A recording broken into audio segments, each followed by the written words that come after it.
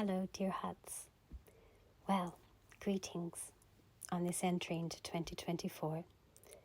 Wishing you all a spectacular, empowering, healing, and enriching 2024, filled with safety, the kind that ensures you always feel at peace within and are closer to the most supremest of authenticities.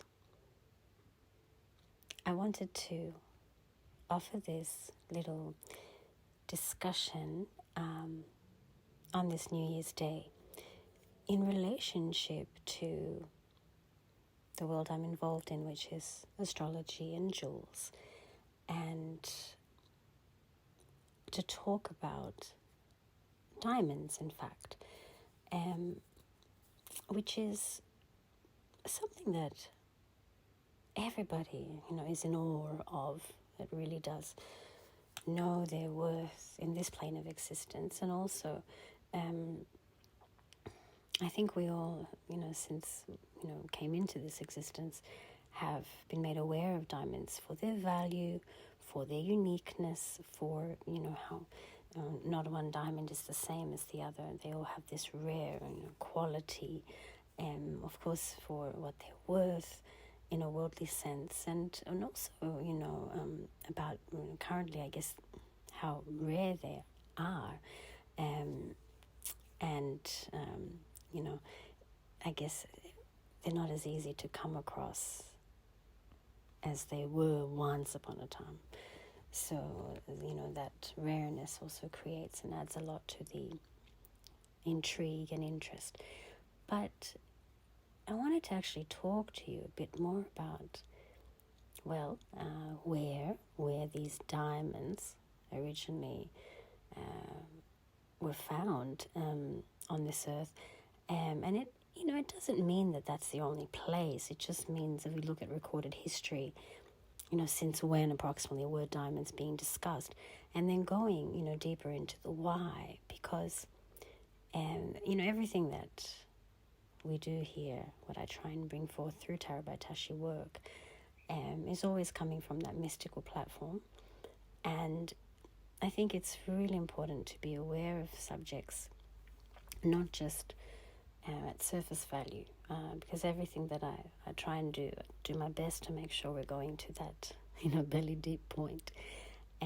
Because everything on this earth has that belly deep point in its degree of a storyline around the interconnectedness of all things. And the surface level, that's just, I guess, a tactic. So in this modern world, or how many hundreds of years, I guess, of history only hundreds, we've been made as a worldwide society to, keep things under some kind of survival-oriented facade. But the essences and the original heartbeats and the core of so many things, in these times that we're in now, being rediscovered. And that's also why the ages are very important to research and investigate. I have offered a series on that last year, actually, around 2022, going into 2023, about a year and a bit ago, on this, Mars and Neptune square, and I talked about the ages being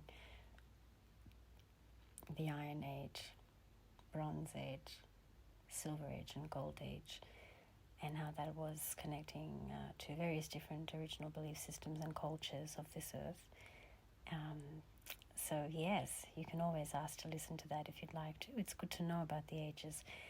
And this itself, actually, as a subject, ties into the preciousness of diamonds too, and I'll go into that so you can understand and then make your own investigative analysis. But yes, not everybody is able to work with diamonds when we look at the astrological component. and one's individual relationship, because the individual relationship to the astrological component of different metals, stones, precious and semi-precious, it really is always about a timing in life. It's a very elaborate study, it's about a timing in life. It's about how the entire universe is relating to you at that point. And, birthstones actually go beyond just one's primary astrological function, such as your sun and moon and ascendant. It goes beyond that. Of course, it's good to know, what star sign is affiliated with what stone, so to speak. But the in-depth analysis, that's what I do with the astrology and stone-related work. It's basically working with stones, gems, precious, semi-precious, metals, and all these components that make up the world that we're in, also on a physical level, and not just in the outer world, okay? So it's a very unique study and work, and then, based on the information put together through what I do, you can connect with what's best for you at a certain point in time, and also for your lifetime, which again goes beyond just the initial message of one's primary astrological positionings. So, in saying this, diamonds, not everybody can work with diamonds. The same goes for opals.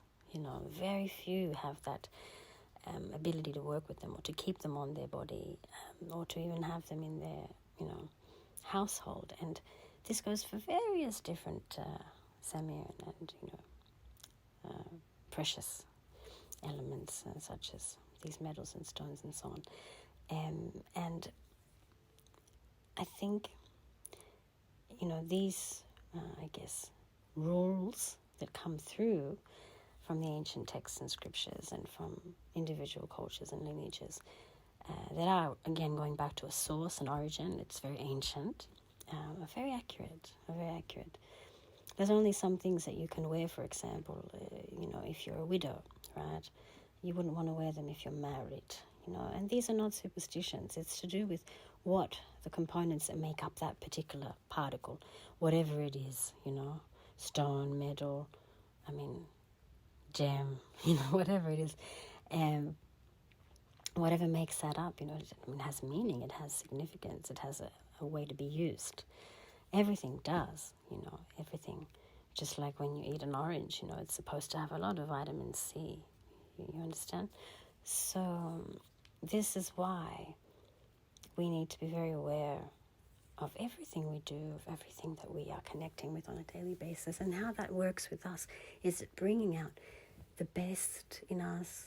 Is it giving us more of this ability to be connected to source, to divinity, to our own innate authenticity, our authentic presence? Just how connected to the heart is it? One, for example, universal, and wonderful crystal for the heart, we all know this, is rose quartz.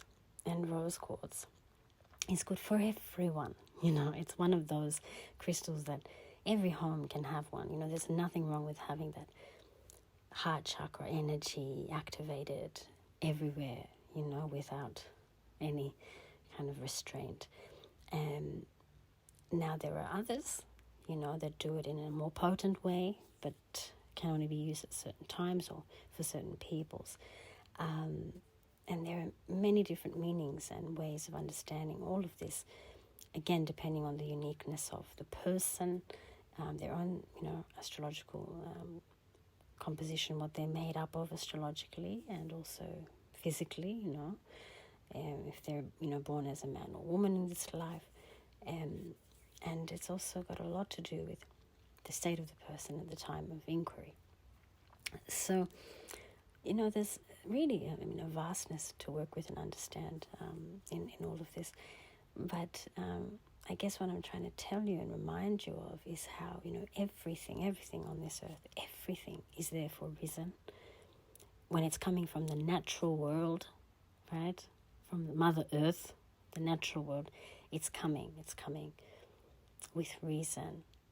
It has already something there which completes it to be what it is, and support this plane of existence, which ultimately is to help us through it all in a reflective way, bring us closer to that authenticity. And it's amazing if we look at many tales of the past and myths and fairy tales even, and the stories that are passed on through oral traditions. And if we look at the ones that are, remarking on the true seeker's quest, it's always very evident how the natural world, whether it be through our animal friends, through the plants, through the forests, through nature itself, through all of these dimensions of what is given to us from this earth, such as the stones, the metals, the gems, the crystals, they all appear in these stories as allies, as helpers on the true seeker's quest. And in fact, I'm sure you yourselves can remember growing up all sorts of stories and things that reappear over time around certain quests that involved finding something that was precious, coming in the form of a crystal or in gold, or something linked to a gemstone, or even a certain metal like a sword, made of a certain type of metal, and why that was so important. Even stories involving iron and what that meant, the indestructibility around that, especially if it was linked to out of space, bodies in terms of planetary activities and what came from certain meteors and asteroids and so on and so forth.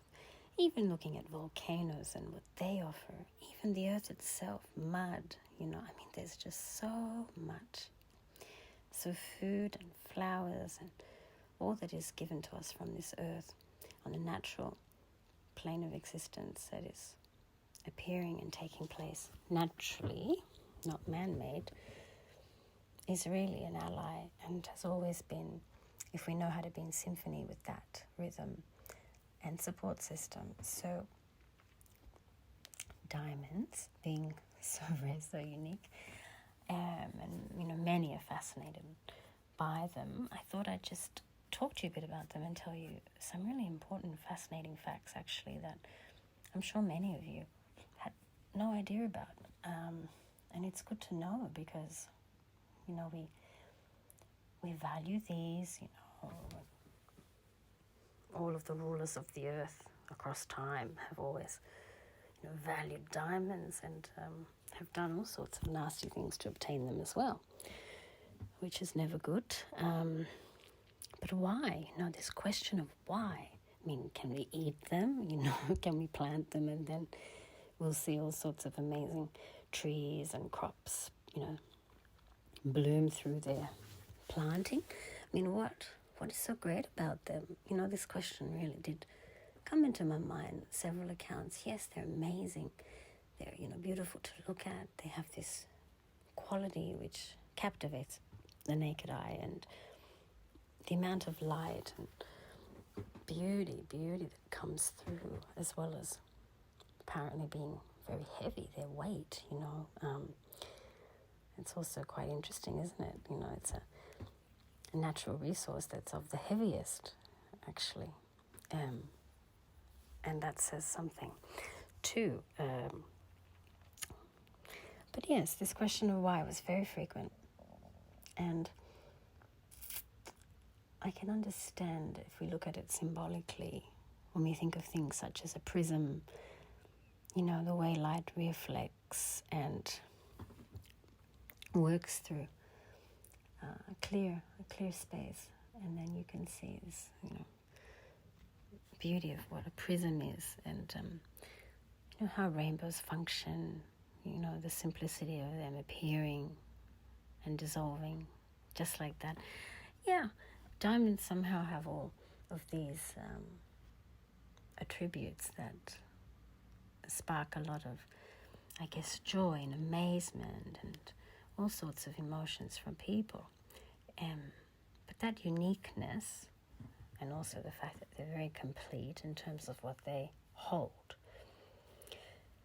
is, what does attract people Now, why do you think that would be so fascinating, so interesting to people? Why do you think, it's something we consider, we have declared as precious, valuable, expensive? Because someone had to do it. I don't think the diamonds were talking and saying, we are the most expensive, precious stone, everybody.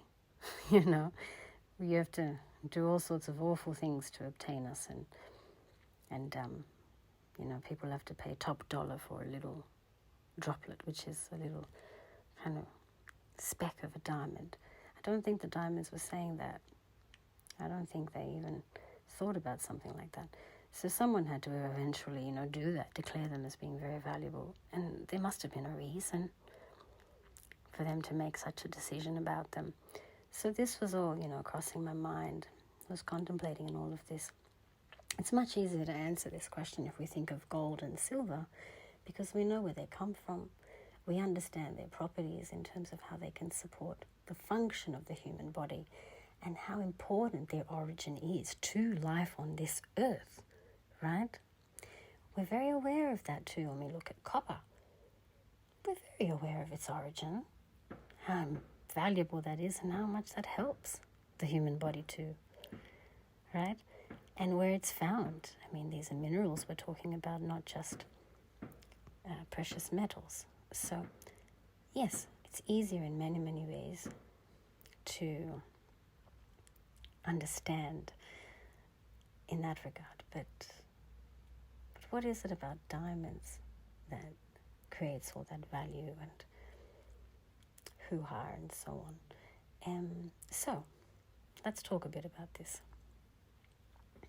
And if any of you want to also give your input and share anything you would like about this, feel free to write in the comments or just let me know.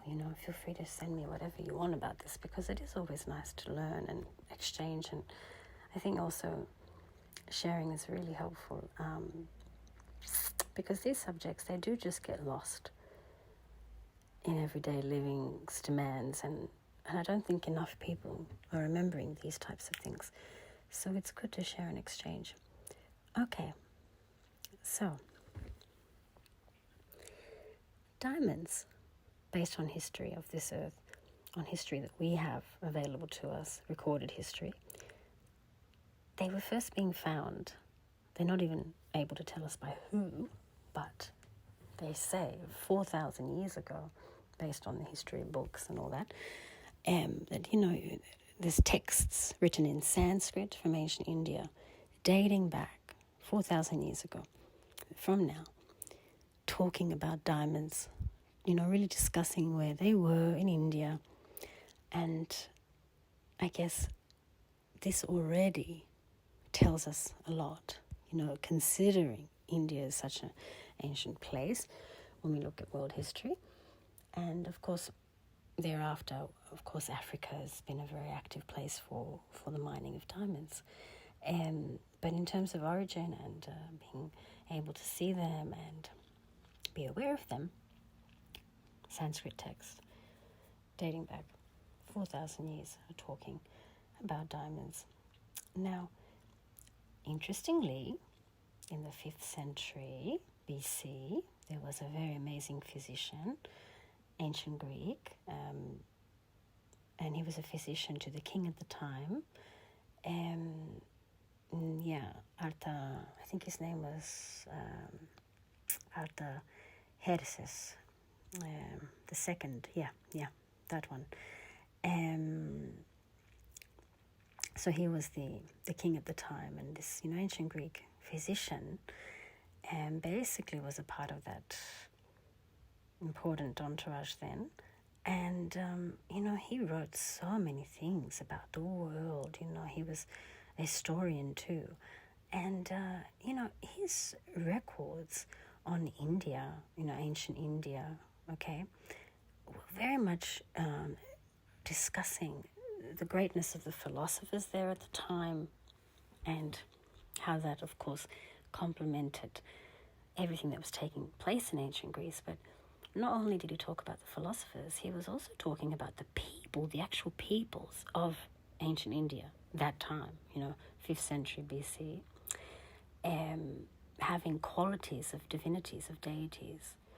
And he spoke about the accounts of unquantifiable levels of gold, among other riches and wonders in the landscape, such as diamonds. Okay? And this ancient Greek physician, he said something also rather incredible, that there was a race of people. And this might make you all say, oh, really? But think about it. I mean, this is an actual factual figure, not a mythological figure. This is an ancient Greek physician from the 5th century BC.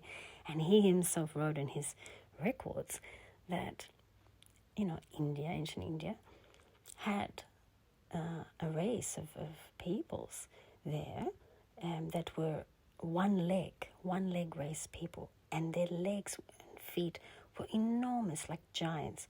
You could, in fact, use their leg, that's how big it was, and foot, as a parasol, like a protective umbrella. Imagine. As an example, I guess he wrote it that way. But, I think we need to be very accepting and also at the same time interested in investigating all of these almost impossible to believe informations that are written through the eyes of certain historians, physicians, and think about how that correlates to, of course, ancient Indian texts, which are very, very similar. If you look at the Sanskrit version, or even if we're relating to Persian texts, being almost as incredible with what you can find, what you read about what was going on, in Persian Empire, 550 BC, and just see, all sorts of things written by historians as well, who were living around there at the time. I think, there are some things that were preserved very well by Nicolaus of Damascus.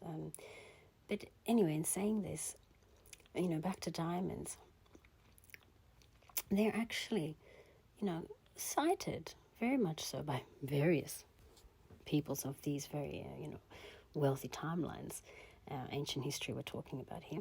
They've been cited by more than just, one civilization in ancient India. So, okay, if we want to talk about where, if we want to be very specific and try and figure out, their actual location, well,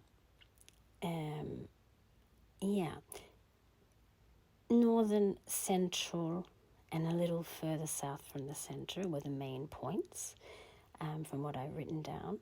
And I think to a modern day, there could still be some remnants of potential mining places linked to this in, these regions I've mentioned. I'm not too sure about the south. From my own research, I don't think so, not at the same degree as the northern and central, as well as a little bit south of the center points of discovery. But I'd like to also say that apparently the early ancient Indian diamond mining, world was the one that reached Europe, what we know as the original West. But how and when and why, that would be very difficult to, I guess, find all those fragments and put them together to make a story. But I guess, again, it's linked to what travelers' tales were all about. And anyone who went to India could talk as a historian, as a storyteller, as, someone who was able to give his expression or understanding. So again, referring to the physician I was mentioning earlier, ancient Greek physician, in that timeline, we could also link it up with all sorts of other peoples who were talking and giving their accounts on a worldwide level, and see how the dots connect. What was very special was that, some of these ancient historians would describe the incredibly wealthy deposits of, diamonds in India being guarded by mythical creatures and beings. Now, again, these were humans writing these things down. So they didn't declare that as myth, but they did actually mention the types of mythical beings and creatures that were guarding these diamonds in parts of India. So this is also quite interesting because, a lot of people, they go to places like Bodhgaya. Now, Bodhgaya is in India. It's a very ancient spot. I've been there myself on several journeys, and it's one of my favorite. I think it is my favorite place in India for many reasons. But it's a place that you've got to be so humble in your approach, because there at that Bodhi tree, which is this quite old Bodhi tree, not the original one, but I think it's a family, like a sister of the original, that dwells there by what we call the Vajra throne, the diamond throne, in fact, is where so many great beings were enlightened, realized, became established in their authenticity, their authentic presence, woke up completely, got freed from cyclic existences, were able to completely wake up, accomplish liberation, awakening there. And it happened over and over again. So many.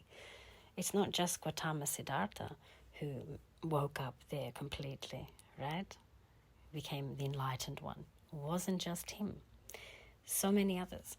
So the name of that throne, that seat where that took place, the diamond throne. So, for the ancients to put a name like that on a throne like that, to invoke, the word diamond, and you can find it in so many of the ancient texts and scriptures as well, this word diamond coming through again and again and again, which is, I guess, once again, not being placed for nothing. We're not being, I guess, exposed to such, truths for nothing. So that particular spot, it's quite unique, but it's interesting that the value of the why behind certain labelings didn't get as deeply cared for and looked into, because they all take us back to what this truth seeker's quest is all about. And I guess diamonds being very precious, yes, of course, looking at it again from all of these accounts, and hard to pin down kind of possibilities in inverted brackets. And this is exactly why I'm bringing all of this information to us for your own contemplation and meditation. You see, even Plato would write about diamonds. He would write about them with such poise that he even revered them as being divinities themselves. Now, there are ways to, I guess, feel protected when working with diamond energy. The ancient Greeks and ancient Romans would actually relate to diamonds as protection, because they felt that they were coming directly from celestial bodies and were examples of the divine, if not parts of the divine themselves, that have been left here on earth. This is why the ancient Indians, Hindus specifically, would put in the eyes of their deities, their divinities, they would use diamonds as those eyes once upon a time. Eyes being so significant and important, putting diamonds in the eyes of their divinities is, invoking, of course, the utmost importance to the vision and the capacity of these divine beings that were in their altars, sculpted or created, through bronze or what have you.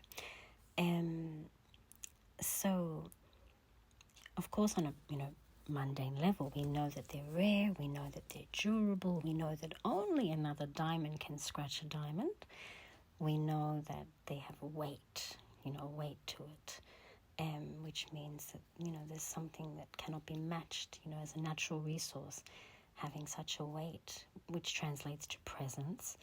And I think, the French, once upon a time, didn't let anybody work with diamonds, only the royals, only the royalty. But when the mining industry took over in Africa, quite later on, that changed on a worldwide level. I guess the whole world had more access to, if they had the money, if they had the funds to obtain diamonds. Now, the history, however, of, I guess, the degeneration of relating and working with diamonds has been quite drastic, because, as you know, there's been so much, a lot of ill, a lot, and one could even say things that shouldn't even be remembered, have taken place just to obtain certain diamonds, or to, I guess, connect with them for worldly means, such as their monetary value.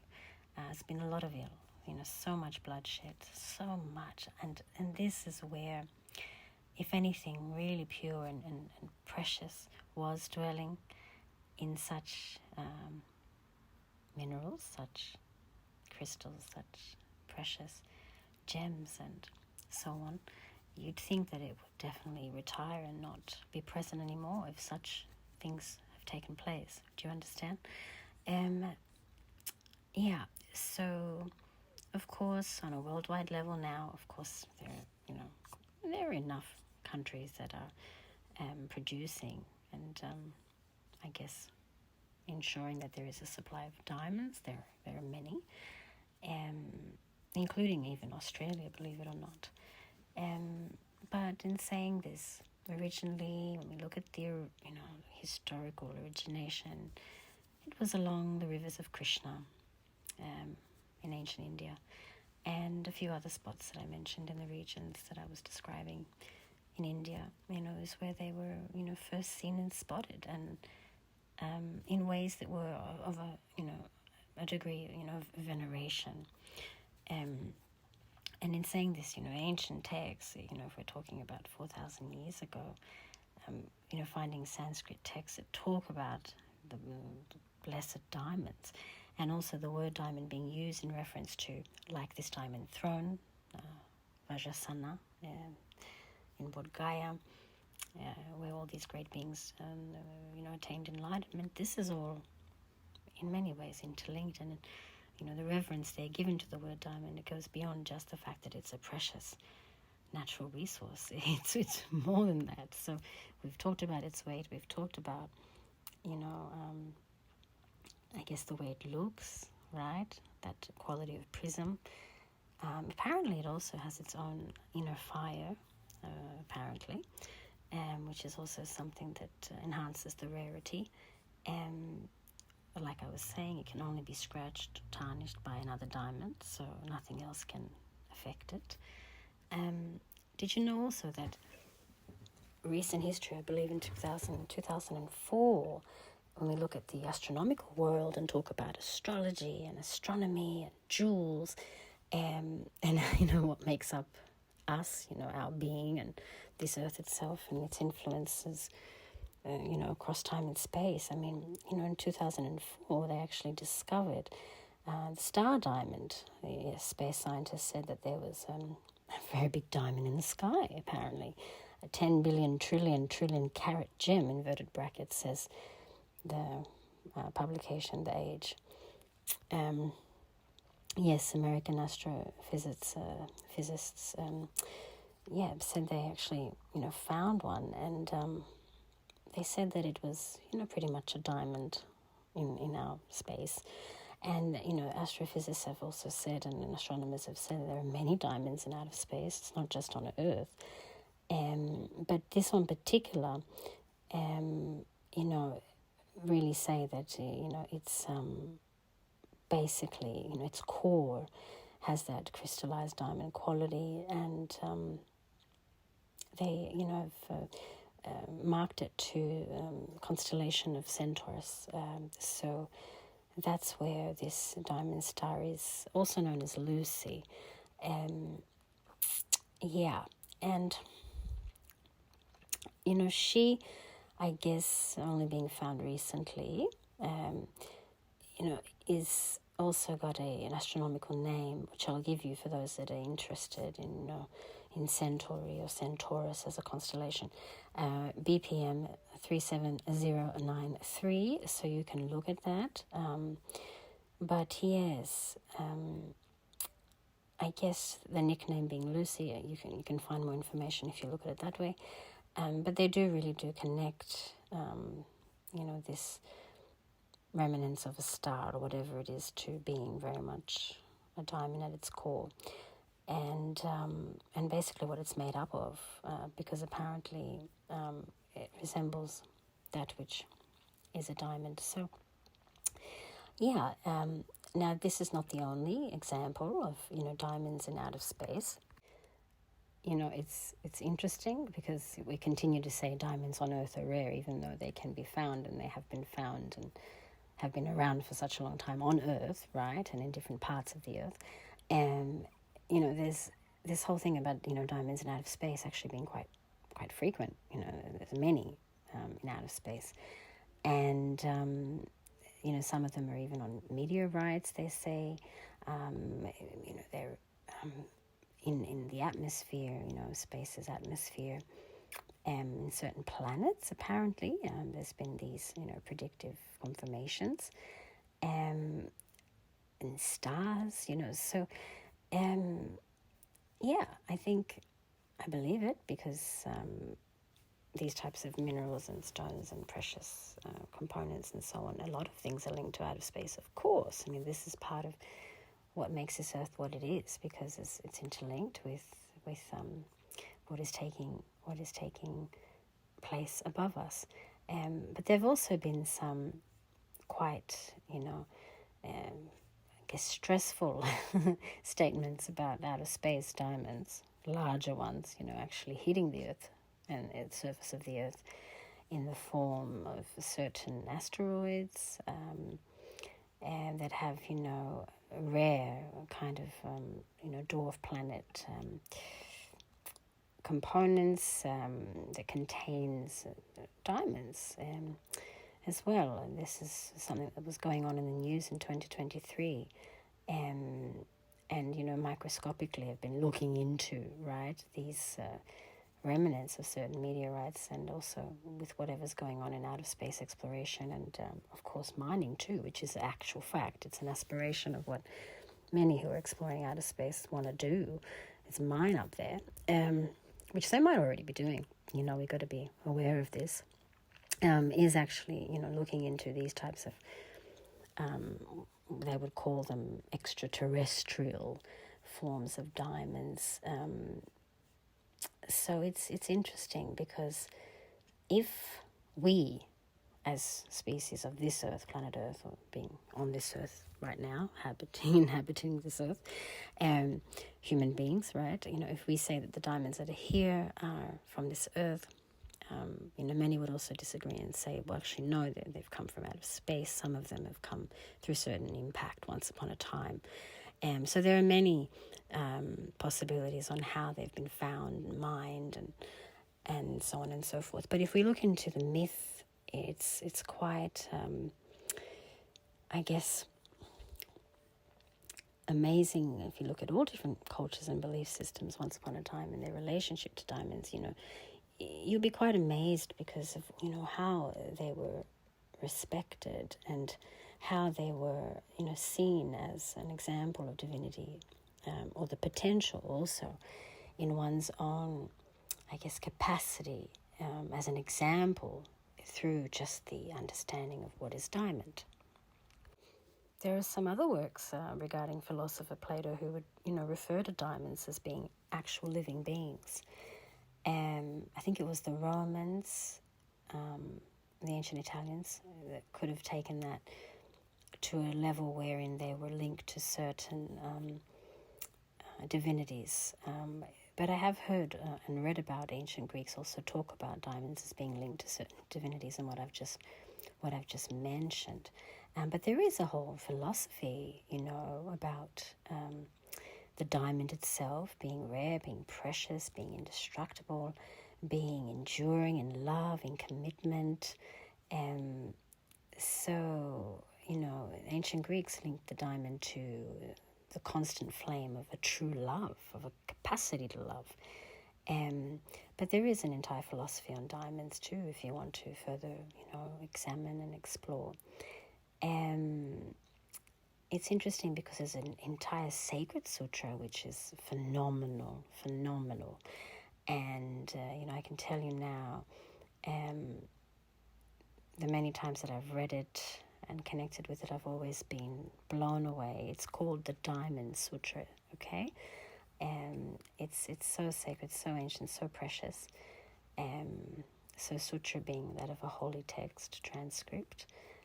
But the word itself, sutra, and when we look at Sanskrit, is very, very profound word. So trying to describe it in English doesn't really do it justice.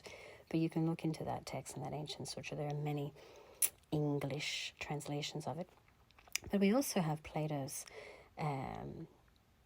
philosophy. He has his Parmenides, which, I'm very curious about. I haven't, gone into it yet in the depth that I could have, but I have been told to, because it's a dialogue of Plato, and, it's a meeting between two great philosophers, right? And, somehow the way that they debate and discuss has an element of truth to it that can be linked up to these ancient Indian sacred texts and resources that are also expounding the truth. So I do recommend it. Again, it's all about the types of translations we come across. Of course, I prefer, when we look at the ancient Greek text, the ancient Greek itself, finding the original wording is also, always going to be much more deeper in terms of the dimension of understanding and interpretation. But there are still some English translations that can do some justice. But yes, this text of Plato's on the Parmenides, it's a challenging very challenging Platonic dialogue. Like I said, I didn't go to the depths of it yet. But I guess the way the dialogue goes and the setting, there's been a lot of comparison done with it, and ancient Indian texts linked to truth and truth sources. But yes, personally, so far, I don't see a similarity to the Diamond Sutra. But I guess, like I said, I have to make comparisons to ancient Greek and, talk to people that have really studied Plato's works and see. But yes, I don't see yet the comparison. There might be some others that probably have more of a link to the ancient Sanskrit texts and Pali texts and the Diamond Sutra. But yes, back to Plato and the diamonds. Like I said, seeing them as living beings, quite fascinating, isn't it? And, if not that, seeing them as, of course, having qualities of the divine. So, when did the ancient Greeks first come across diamonds? So you see the ancient link of dominant civilizations, was very connected, and this was supposedly before the time of airplanes. So, the truth seeker's quest over the course of the ages, being Golden Age, Silver Age, Bronze Age, Iron Age, it has been very much there, and there have been examples of people really wanting to wake up for the utmost benefit. There have been so many examples of this thirst for wanting truth, for wanting to return to our authenticity, to break the spell, the chains that bind us, and, being New Year's and all. Yes, it's a wonderful moment to remember, I think, the value of such things, of wanting such things, of the quest itself, and the value of this life in direction of such a quest. And these incredible, gems, jewels, metals, stones, crystals that are part of this journey, that are part of us physically, what makes us what we are, or available to us on that level, and a part of the offerings of the natural law and order.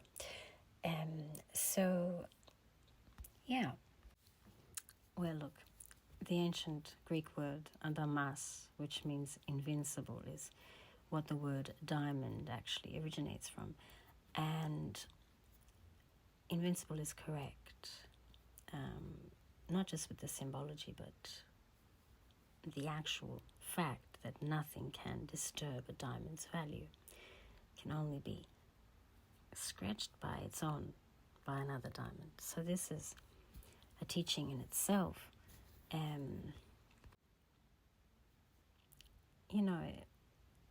The examples that we look at across the Mesopotamian and Sumerian world also talks about charging someone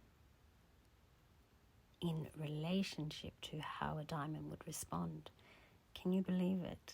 You being accused of something, right? And you had a diamond placed in front of you.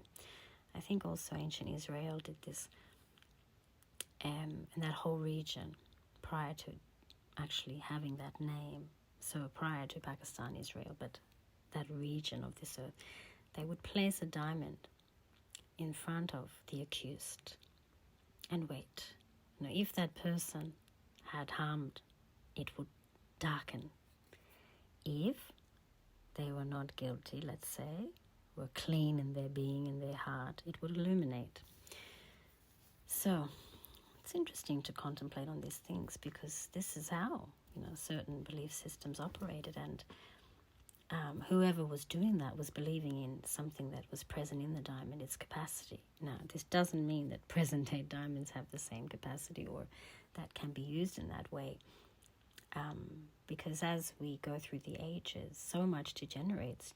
All the elements do. That's what's been going on, and we can see it right in front of us. The waters are more polluted, the air is more polluted, the earth is more depleted, space is being kind of bombarded. And as you know, fire, it's not being respected as an element.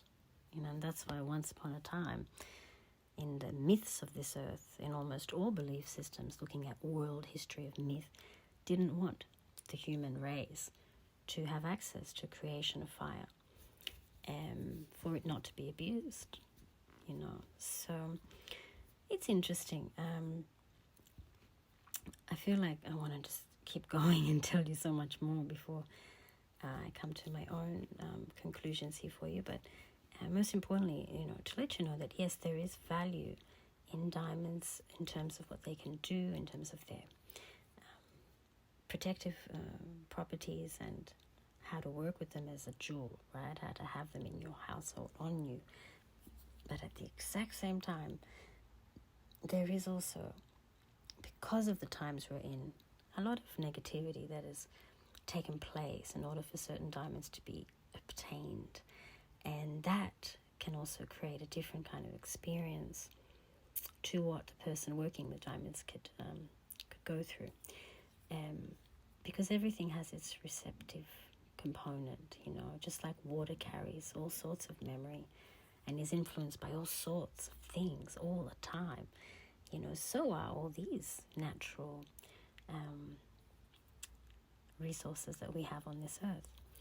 And the level of respect that is poured onto them, when obtaining them, versus if they're being robbed or who knows what else, of murders involved to get them. So you can see something so precious, so valuable, what has happened in the recent histories has really affected, I think, the potency of what diamonds can actually do.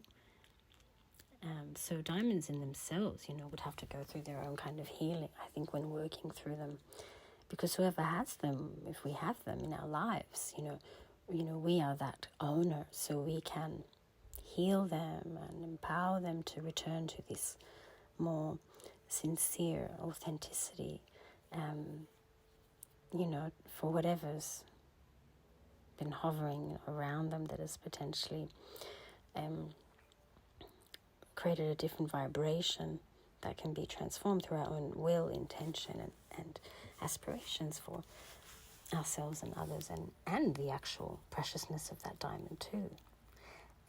But again, that indestructible quality is something that's beyond what we can fathom. I mean,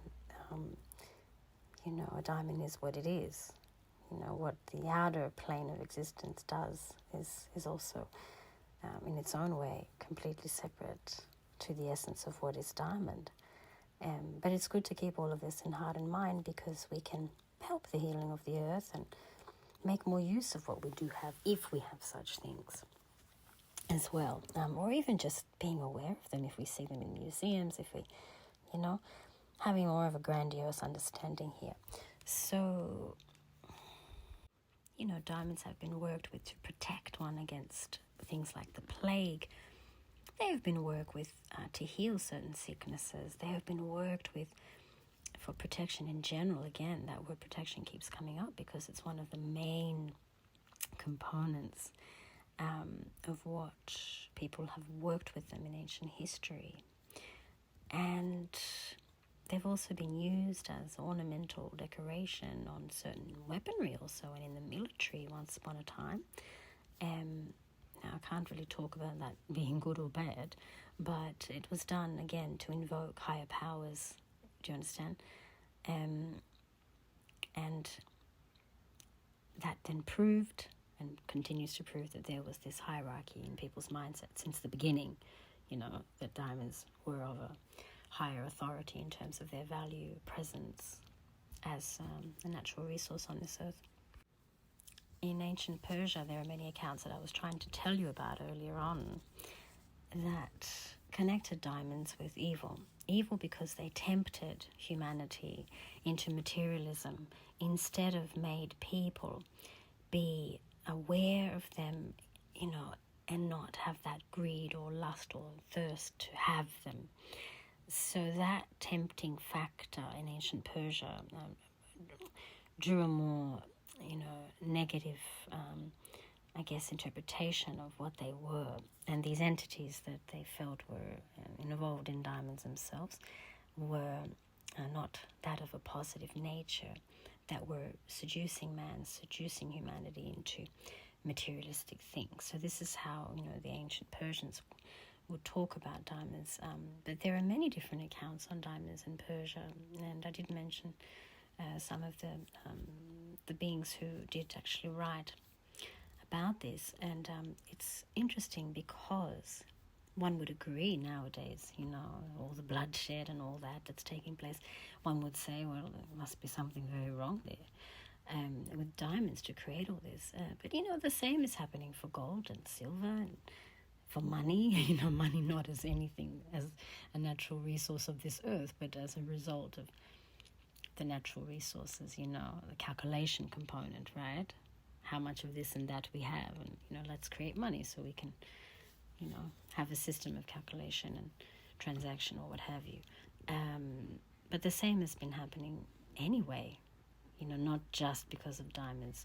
However, I can definitely understand why Persians had their philosophy regarding such things.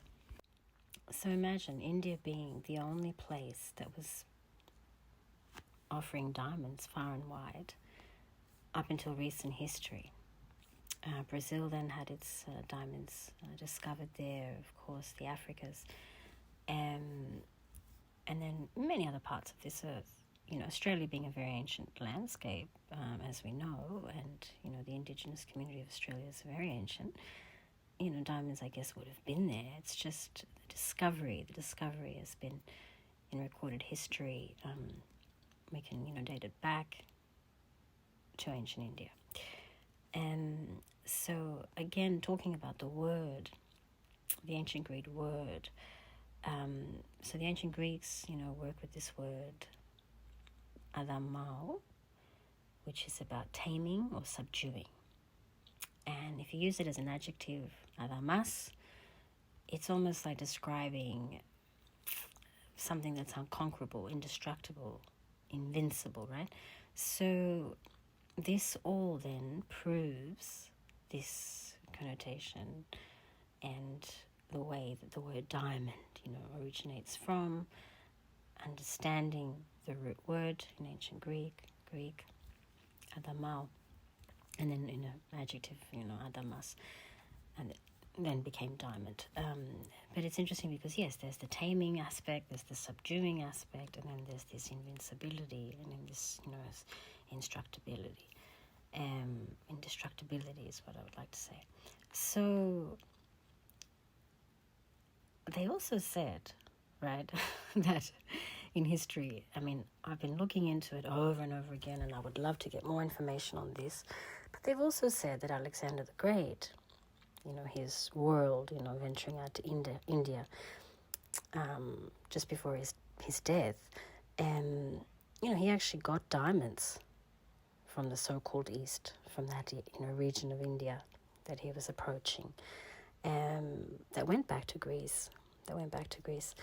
In saying this, though, it's hard to believe that he was the only one, that started that link to Europe, what we know as Europe, for, diamonds coming out of India, going over there. It's hard to believe that he was the only one because, there are accounts of diamonds in ancient Sanskrit and Buddhistic texts from ancient India, just being very much there. Like I said, 3,000-4,000 years ago, and even some say even 6,000 years ago. So that's a lot of time to look back at, right? But yes, they say that Alexander the Great took diamonds from India prior to his death. Some would even then push further and say that, he was cursed for doing that. Because when something is held by something sacred or is divinely in place and is not given to you or handed to you, that could obviously create a bit of a problem for that which moves it from its rightful place or position. But there's no formal account on what I'm saying. It's just what people have pushed further and said in their own works and theories. And I can understand that. I think, anything that's precious, that's been placed somewhere to connect to that particular spot and has a purpose to be there or is found there, so to speak, very rarely should be moved. When we think about all these amazing places of worship, in ancient history that are so important, and how many have been, destroyed, things have been stolen from there, moved, placed elsewhere, tampered with, graffitied on. I don't even want to begin to have my complaints on record about what I think, but yes, the sacredness of place and what you do there, and then, if anything comes and just does what it wants, obviously something is not going to be very happy with that. It's like someone walking into your bedroom, so to speak, right, while you're trying to have a rest, and they just, open up your drawers and take what they want and walk out and don't even realize you're there. You're not going to be happy, are you? So it's pretty invasive stuff that's happened over the course of history, definitely. And in the name of diamonds, I think we can say the most awful crimes have taken place, yes, in the name of diamonds. And this is where I get really upset, because that's probably exactly why philosophies linked to Persian beliefs blames the diamonds, because they have created all this apparently through the way of man. But ultimately it's the person's choice. I could be holding more value to a paper cup, right, than a golden cup, and who knows what I could do if I'm attached to my paper cup, I'm giving you an example. I could probably create more damage with the attachment that I have to the paper cup than something of so-called value. I think it really comes down to the actual person and how they're relating or responding to circumstances, isn't it? Someone might be really into maybe even glassware, and it has sentimental value, and they won't be able to recover if it breaks or something like that. Not because it's a diamond, it has a monetary value that's really, high, and all the riches of the world are available because we have a little diamond in our hands, supposedly. So again, it's always about the person and how they're responding, how they're relating to something.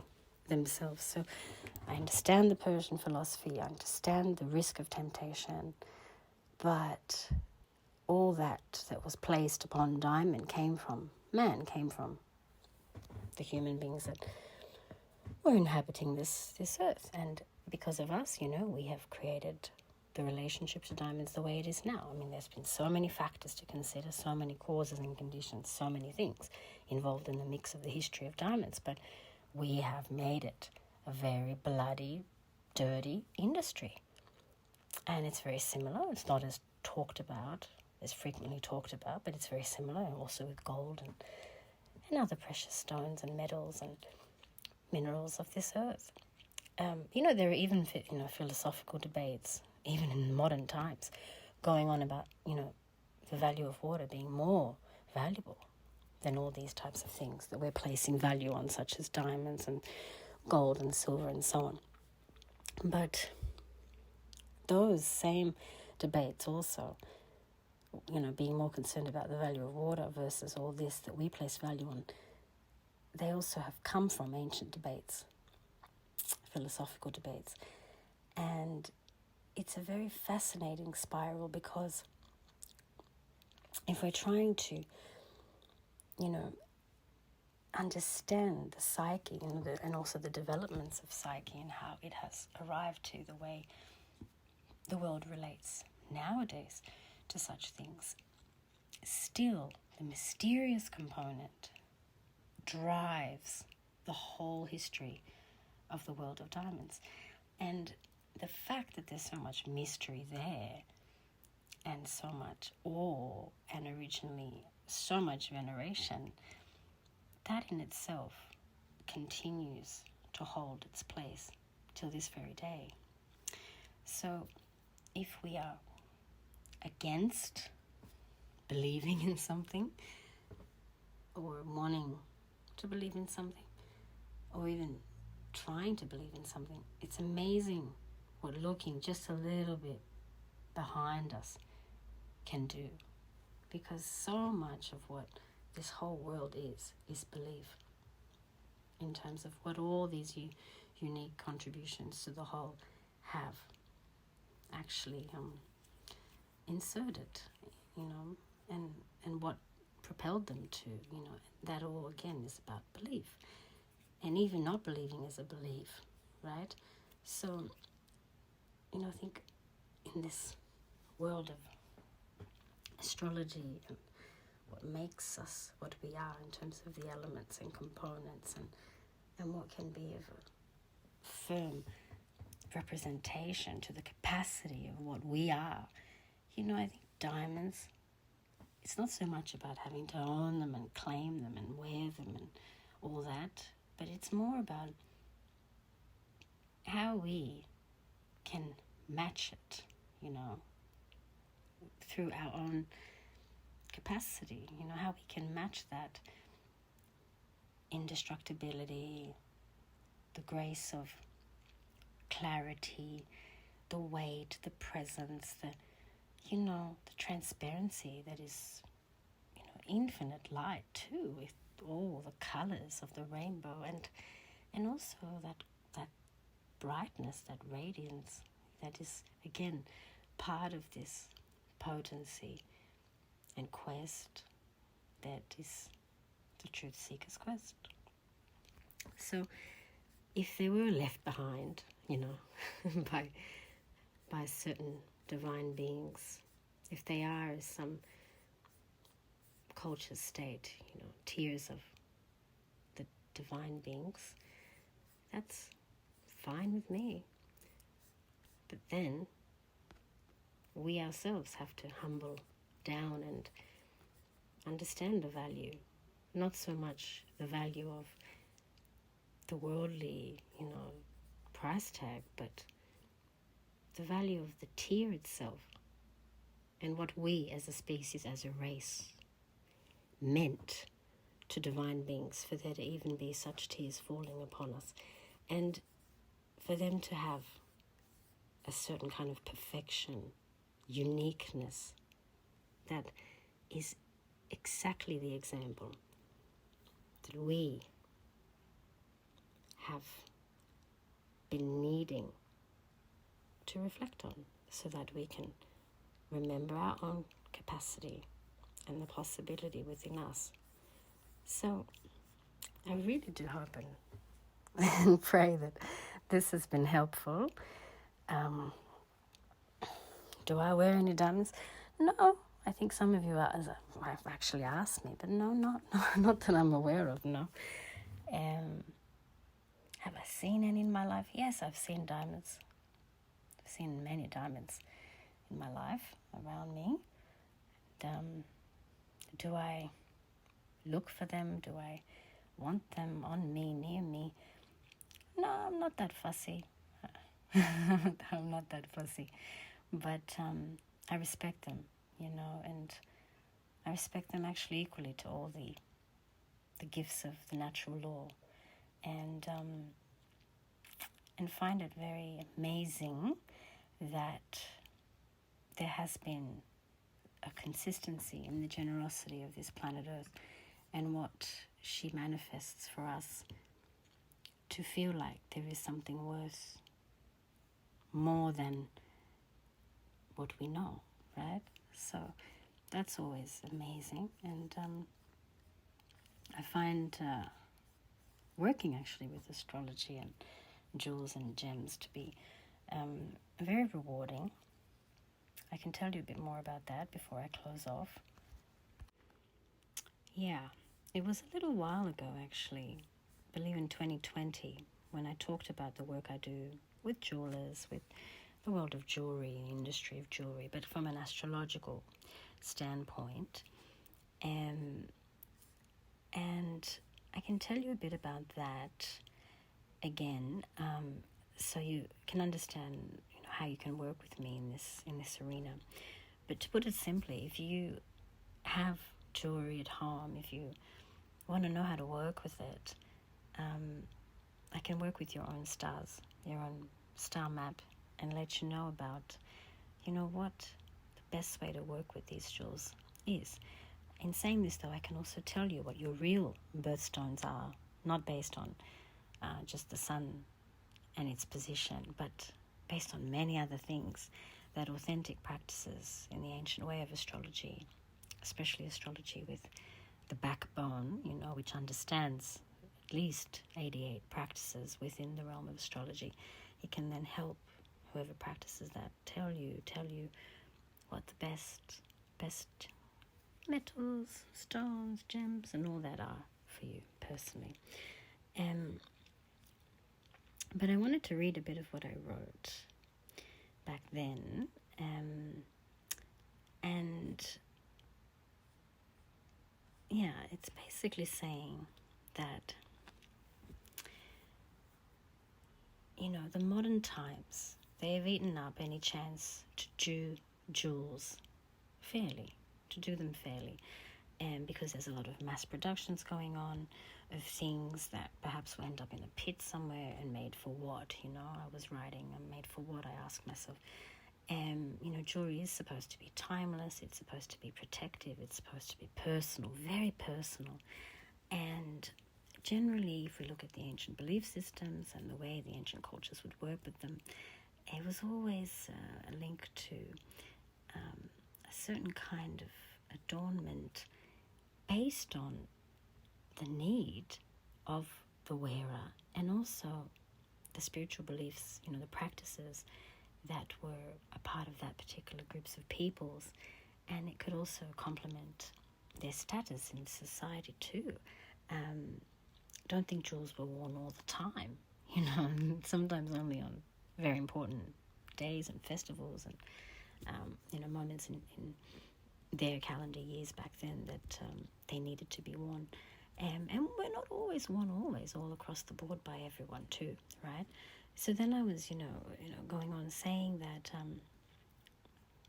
shouldn't we wear jewelry? Because it was made exactly for us in ways that speak to us beyond the so-called trends, going deeper, wearing jewelry, connecting with the deeper meaning, the deeper, ability that jewelry can have as a healing capacity, and also as, I guess, a very respectful capacity. And then I wrote, I invite you now to enter this meaningful discussion, which will have you turning away from your everyday understanding on how to work with your adornments. Does this mean you have to throw away or give up what you have? No, not at all. There are ways to activate and reestablish an active connection to the jewelry you wear.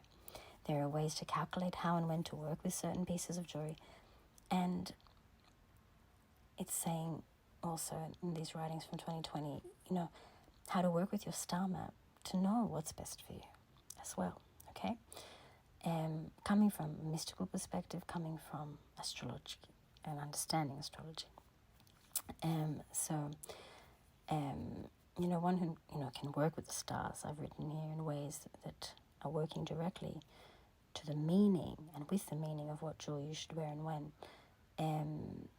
There are certain jewels that we can work with for all our lives, and there are also some that, we can work with at certain moments. And to find out the why, the importance of this information is also part of that journey. For example, not everyone can wear copper all the time. For example, I've written, not everyone can wear gold all the time. Same goes for certain sapphires. Some sapphires actually have a very destructive capacity when placed on the wrong person. So wrong person means that hasn't got the right astrological symphony to wear that certain sapphire.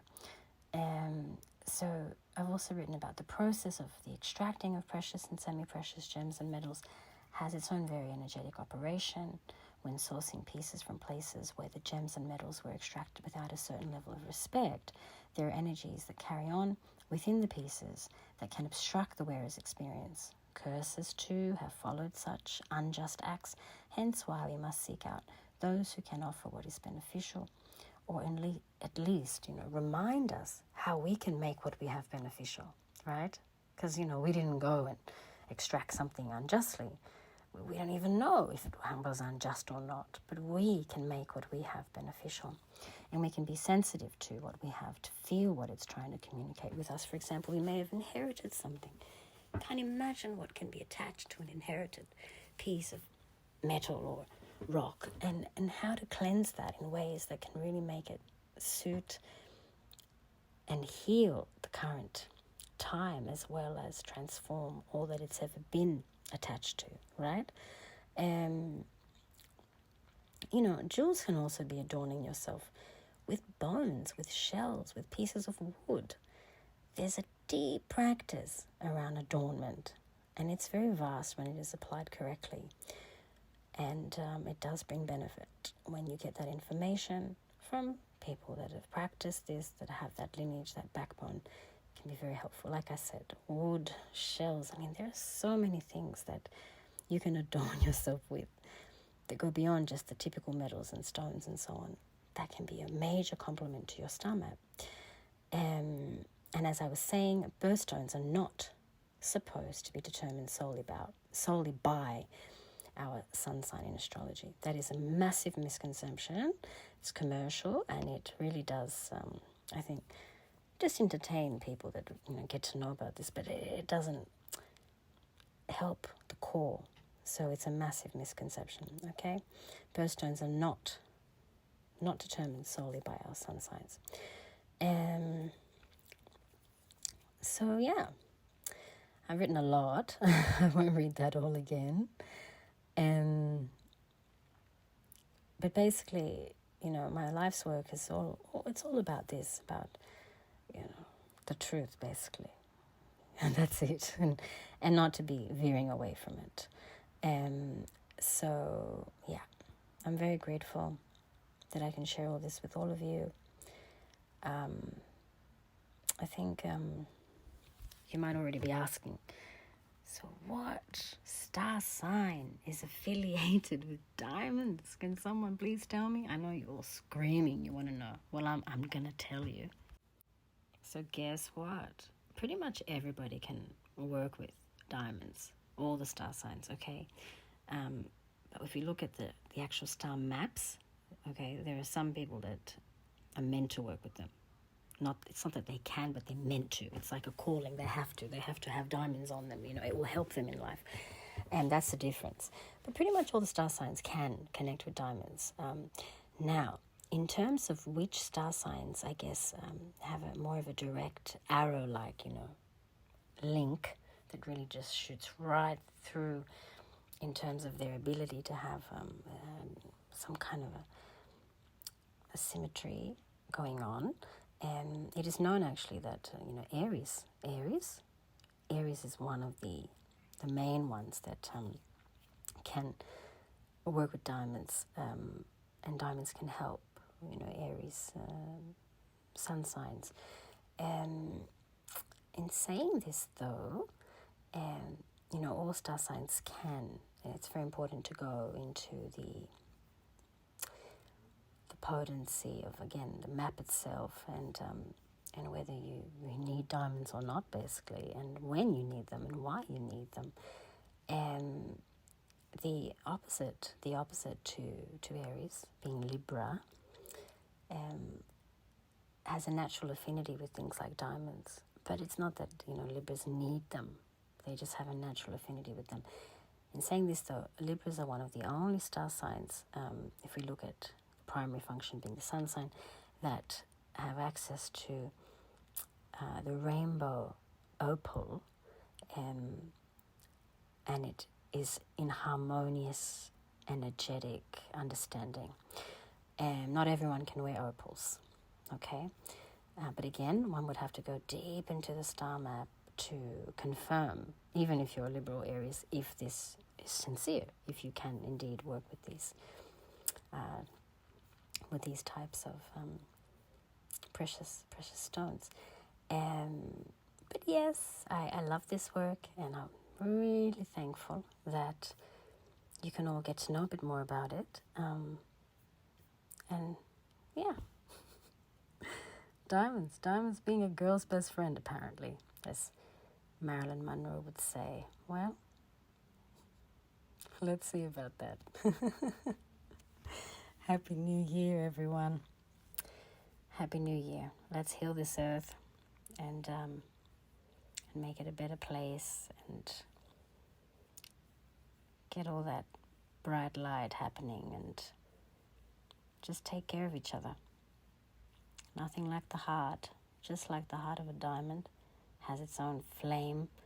I'm sure our hearts are quite hot and can really generate much blessing for everyone through our capacity of care, love, affection, kindness, truth, authenticity. So see you soon. May all be auspicious. Bye.